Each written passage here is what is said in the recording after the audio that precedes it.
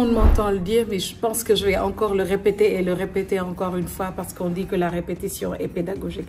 Et étant pédagogique, la première chose à faire concernant le traitement de l'information en rapport avec les violences faites aux femmes et aux filles et en rapport avec les violences basées sur le genre, la première chose, c'est de ne pas traiter ces informations comme étant des faits divers ou de ne pas les mettre dans la case des faits divers. Pourquoi nous demandons à ce que ces informations ne soient pas mises dans la case des faits divers? Parce que justement, quand on met cela dans les faits divers, nous avons une sorte de banalisation de cette information qui est très importante et qui touche des vies. C'est un premier aspect parce qu'on touche à l'humain, on touche à des violences, on touche à la vie de femmes, de jeunes filles, de jeunes garçons aussi parce qu'on n'en parle pas souvent et d'hommes qui peuvent être et qui sont victimes de violences. Je pense que le rôle des professionnels des médias sur les violences basées sur le genre commence d'abord par la dénonciation. Il faut que les journalistes, les médias aient la culture de la dénonciation et cette dénonciation va se faire avec la manière. Il ne faut pas y aller avec la demi-mesure. Il faut dénoncer carrément ces pratiques néfastes. Je crois que le rôle des journalistes, surtout les problématiques de l'heure, est incontestable. On dit souvent que les journalistes sont le quatrième pouvoir. Et je crois que ce pouvoir doit être utilisé pour lutter contre les violences basées sur le genre dans l'ensemble, mais surtout les violences contre les femmes et les filles. Parce que les femmes et les filles sont les plus vulnérables concernant les violences. Parce que rarement on perpétue les violences sur les garçons ou sur les hommes, mais les femmes sont plus vulnérables. Et comme je le disais, les médias, les professionnels de l'information doivent jouer leur rôle pour que ce fléau puisse être derrière nous.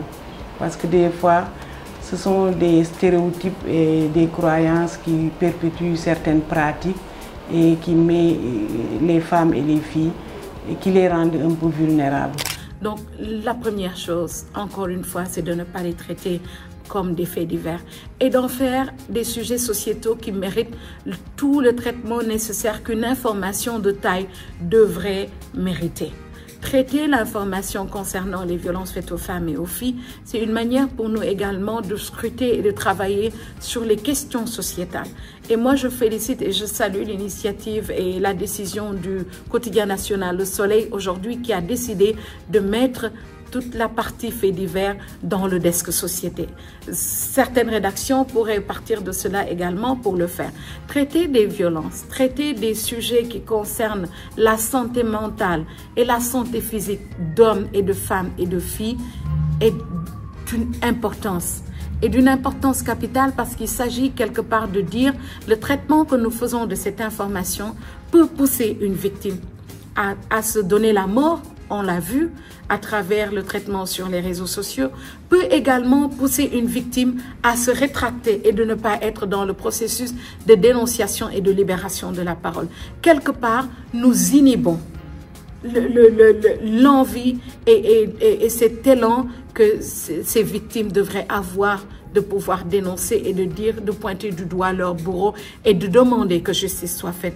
Le journaliste qui traite une information, notamment qui touche les femmes sur le genre, il faut que ce journaliste-là, s'il n'a pas fait la formation, qu'il ait quand même des notions pour pouvoir traiter de cette information-là. Le plus souvent, ce que l'on a constaté au Sénégal, il y en a qui parlent de tout et de rien. Il y en a qui parlent d'énormément de choses qu'ils ne maîtrisent pas. Mais je pense que pour éviter de tomber dans la stigmatisation, pour éviter de tomber dans la désinformation, il faut que d'abord que le journaliste soit outillé dans ce sens-là.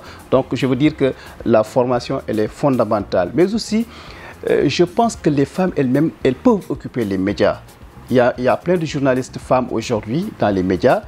Elles-mêmes, elles peuvent créer ces cadres-là, créer des émissions, des reportages qui peuvent justement aider à lutter contre les violences basées sur le genre. On sort d'un forum de 3 jours de journalistes, de médias membres du REMAPSEN, c'est le réseau des médias africains pour la promotion de la santé et de l'environnement.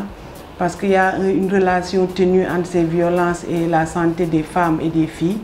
Et je crois qu'on a adopté au cours de ce forum une charte. Et ce charte revient sur la responsabilité des journalistes.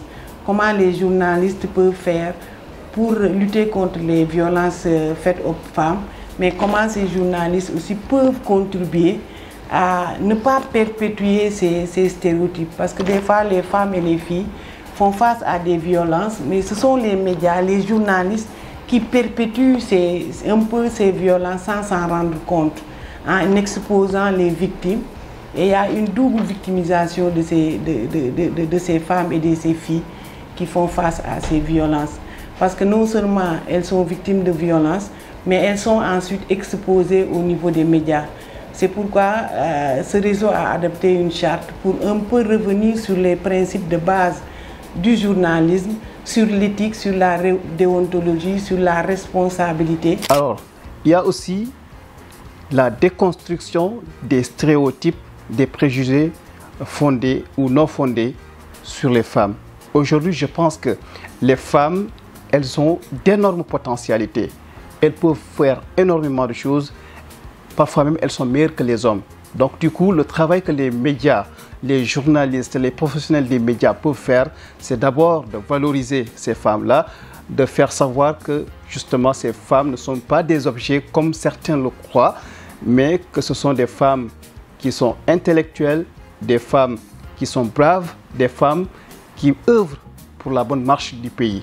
Donc je pense que dans ce sens-là, quand on valorise la femme, quand on montre le potentiel que les femmes ont, je pense que ça peut aider à déconstruire ce que j'appelle les stéréotypes, les clichés, et ça peut aider à lutter contre les violences faites aux femmes.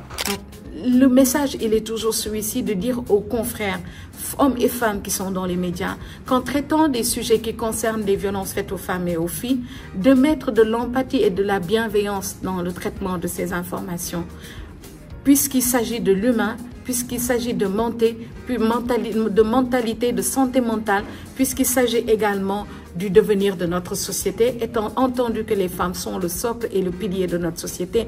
Quand les femmes sont malades dans un pays, quand les filles sont malades, et que ce soit des stigmas, ce que nous devons faire, c'est de les accompagner, mais pas de les écraser à travers l'information que nous donnons et à travers l'angle de traitement que nous donnons à ces informations-là. Accompagner les survivantes en traitant l'information concernant les VBG, concernant les violences faites aux femmes, avec beaucoup d'empathie, avec beaucoup de bienveillance, mais surtout avec un professionnalisme et une responsabilité, parce que c'est ce que requiert notre métier.